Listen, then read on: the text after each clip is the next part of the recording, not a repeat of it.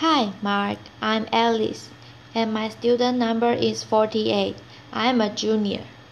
And now I'm going to read Kathryn Schulz, Don't Regret, Regret. So let's Johnny Depp, of course, and let's Johnny Depp's shoulder. And let's Johnny Depp's famous shoulder tattoo. Some of you might know that in 1990, Depp got engaged to Winona Ryder, and he had tattooed on his right shoulder, Winona Forever. And then 3 years later, which in fairness, kind of is forever by Hollywood standards, they broke up and Johnny went and got a little bit of repair work done. And now his shoulder says, "We know forever." Laughter. So like Johnny Depp, and like 25% of Americans between the ages of 16 and 50, I have a tattoo. I first started thinking about getting it in my mid-20s, but I deliberately waited a really long time because we all know people who have gotten tattoos when they were 17 or 19 or 23 and regretted it by the time they were 30. That didn't happen to me. I got my tattoo when I was 29, and I regretted it instantly. And by regretted it, I mean that I stepped outside of the tattoo place, and this is just a couple miles from here down on the Lower East Side. And I had a massive emotional meltdown in broad daylight on the corner of East Broadway and Canal Street. Laughter. Which is a great place to do it because nobody cares. Laughter. And then I went home that night, and I had an even larger emotional meltdown, which I'll say more about in a minute. And this was all actually quite shocking to me, because prior to this moment, I had prided myself on having absolutely no regrets. I made a lot of mistakes and dumb decisions. Of course, I do that hourly, but I had always felt like, look, I made the best choice I could make given who I was then, given the information I had on hand. I learned a lesson from it. It somehow got me to where I am in life right now. And okay, I wouldn't change it. In other words, I had drunk our great cultural Kool-Aid about regret, which is that lamenting things that occurred in the past is an absolute waste of time, that we should always look forward and not backward, and that one of the noblest and best things we can do is strive to live a life free of regrets. This idea is nicely captured by this quote. Things without all remedy should be without regard. What's done is done, and it seems like kind of an admirable philosophy at first. Something we might all agree to sign into, until I tell you who said it. Right, so this is Lady Macbeth basically telling her husband to stop being such a wuss for feeling bad about murdering people.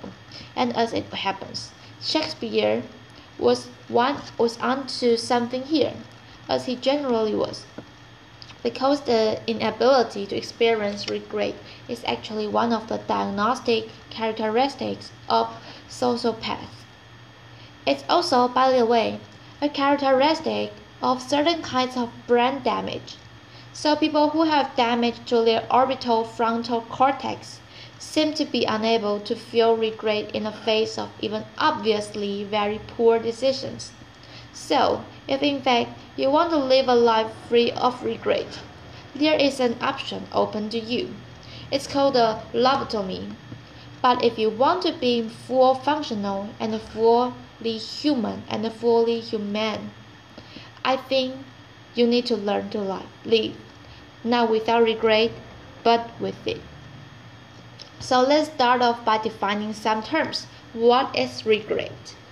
Regret is the emotion we experience when we think that our present situation could be better or happier if we had done something different in the past.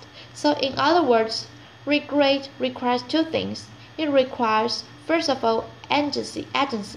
We had to make a decision in the first place. And second of all, it requires imagination. We need to be able to imagine going back and making different choice. And then we need to be able to kind of spool this imaginary record forward and image how things would be playing out in our present. And in fact, the more we have of either of these things, the more agency and the more imagination with respect to a given regret, the more acute that regret will be. So let's say, for instance, that you are on your way to your best friend's wedding and you are trying to get to the airport and you are stuck in terrible traffic. And you finally arrive at your gate and you've missed your flight. You are going to experience more regret in that situation if you miss your flight by 3 minutes than if you miss it by 20. Why? Well, because if you miss your flight by 3 minutes, it is painfully easy to imagine that you could have made different decisions that would have led to a better outcome. I should have taken the bridge and not the tunnel. I should have gone through this yellow light. These are the classic conditions and create regret. We feel regret when we think we are responsible for a decision that came out badly, but almost came out well. Now, within that framework, we can obviously experience regret about a lot of different things. This session today is about behavioral economics, and most of what we know about regret comes to us out of that domain. We have a vast body of literature on consumer and financial decisions and the regrets associated with them. Buyer's remorse, basically. But then finally, it occurred to some researchers to step back and say, well, okay, but overall, what do we regret most in life? Here's what the answers turn out to look like. So, top 6 regrets. The things we regret most in life. Number 1 by far, education. 33% of all of our regrets pertain to decisions we made about education. We wish we'd gotten more of it. We wish we'd taken better advantage of the education that we did have. We wish we'd chosen to study a different topic. Others very high on our list of regrets include career, romance, parenting, various decisions and choices about our sense of self and how we spend our leisure time. Or actually more specifically, how we fail to spend our leisure time. The remaining regrets pertain to these things: finance, family issues unrelated to romance or parenting, health, friends, spirituality, and the community. So in other words, we know most of what we know about regret by the study of finance. But it turns out, when you look overall at what people regret in life, you know what? Our financial decisions don't even rank. They account for less than 3% of our total regrets. So if you are sitting there stressing about large cap versus small cap, or company A versus company B, or should you buy the Subaru or the Prius, you know what? Let it go. Odds are you're not going to care in 5 years. But for these things that we actually do really care about and do experience profound regret around, what does that experience feel like? We all know the short answer. It feels terrible. Regret feels awful. But it turns out that regret feels awful in 4 very specific and consistent ways. So the first consistent component of regret is basically denial. When I went home that night after getting my tattoo, I basically stayed up all night, and for the first several hours, there was exactly one thought in my head. And the thought was, make it go away. This is an unbelievably primitive emotional response. I mean, it's right up there with, I want my mommy. We're not trying to solve the problem. We're not trying to understand how the problem came about. We just want it to vanish. The second characteristic component of regret is a sense of bewilderment. The other thing I thought about there in my bedroom that night was, how could I have done that? What was I thinking? This real sense of alienation from the part of us that made the decision we regret. We can't identify with that part. We don't understand that part, and we certainly don't have any empathy for that part, which explains the third consistent component of regret, which is an intense desire to punish ourselves. That's why in the face of our regret, the thing we consistently say is, I could have kicked myself. The fourth component here is that regret is what psychologists call perseverative. To perseverate means to focus obsessively and repeatedly on the exact same thing. Now the effect of perseveration is to basically take these first three components of regret and put them on an infinite loop. So it's not that I sat there in my bedroom that night thinking, make it go away. It's that I sat there and I thought, make it go away, make it go away, make it go away, make it go away. So if you look at the psychological literature, these are the four consistent defining components of regret. But I want to suggest that there's also a fifth one, and I think of this as a kind of existential wake-up call. That night in my apartment, after I got done kicking myself and so forth, I lay in bed for a long time, and I thought about skin grafts.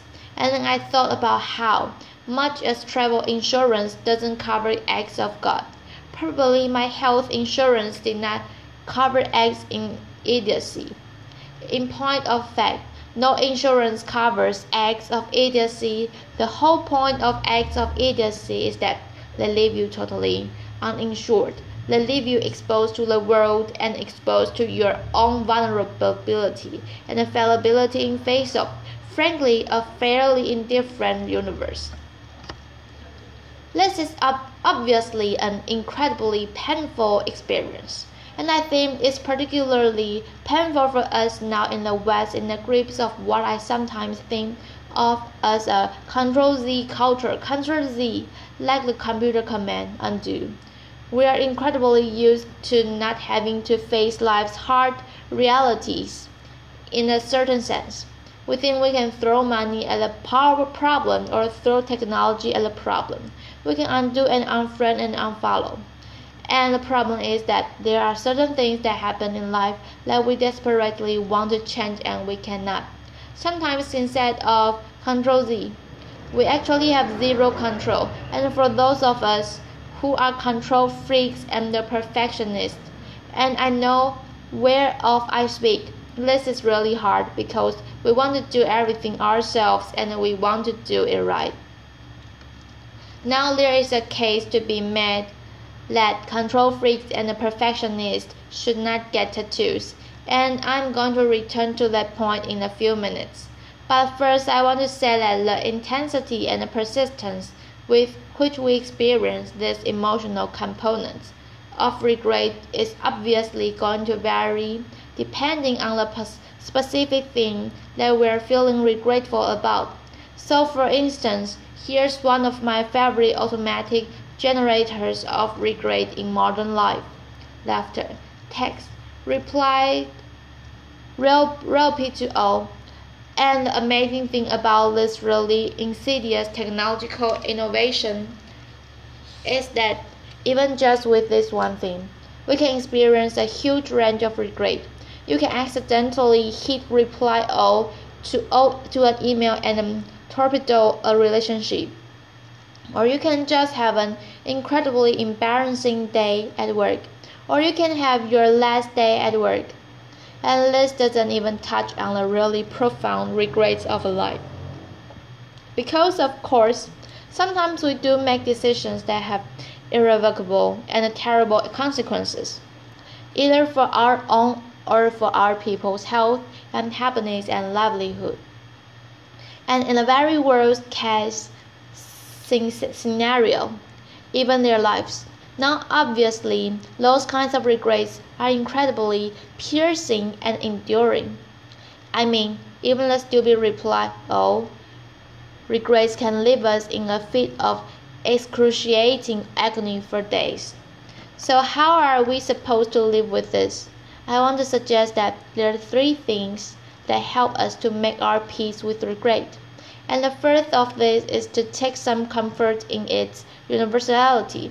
If you Google regret and tattoo, you will get 11.5 million hits. Laughter. The FDA estimates that of all Americans who have tattoos, 17% of us regret getting them. That is Johnny Depp and me and our 7 million friends. And let's just regret about tattoos. We are all in this together. The second way that we can help make our peace with regret is to laugh at ourselves. Now in my case, this really wasn't a problem because it's actually very easy to laugh at yourself when you are 29 years old and you want your mommy because you don't like your new tattoo. But it might seem like a kind of cruel or glib suggestion when it comes to these more profound regrets. I don't think that's the case though. All of us who've experienced regret that contains real pain and real grief understand that humor and even black humor plays a crucial role in helping us survive. It connects the poles of our lives back together, the positive and the negative, and it sends a little current of life back into us.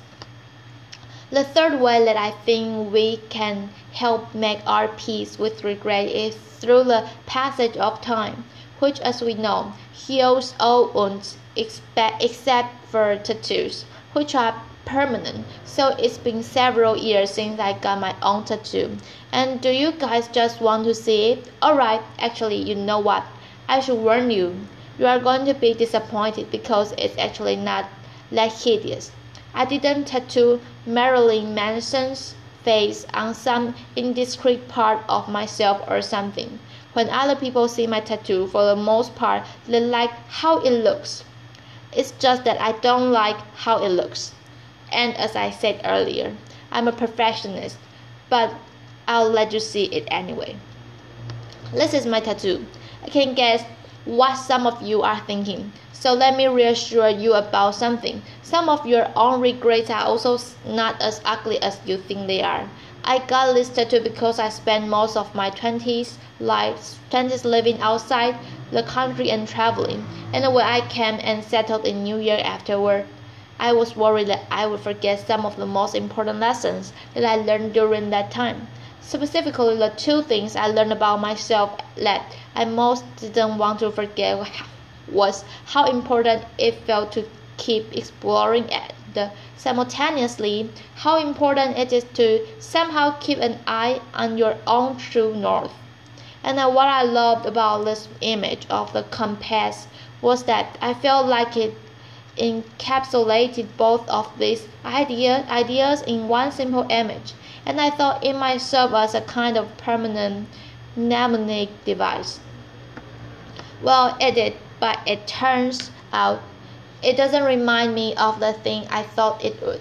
It reminds me constantly of something else instead. It actually reminds me of the most important lesson regret can teach us, which is also one of the most important lessons life teaches us. And ironically, I think it's probably the single most important thing I possibly could have tattooed onto my body, partly as a writer, but also just a human being. Here's the thing. If we have goals and dreams, and we want to do our best, and if we love people, and we don't want to hurt them or lose them, we should feel pain when things go wrong. The point isn't to live without any regrets. The point is to not hate ourselves for having them. The lesson that I ultimately learned from my tattoo and that I want to leave you with today is this. We need to learn to love the flawed, imperfect things that we create and to forgive ourselves for creating them. Regret doesn't remind us that we did badly. It reminds us that we know we can do better. Thank you. Applause. Bye bye, Mike.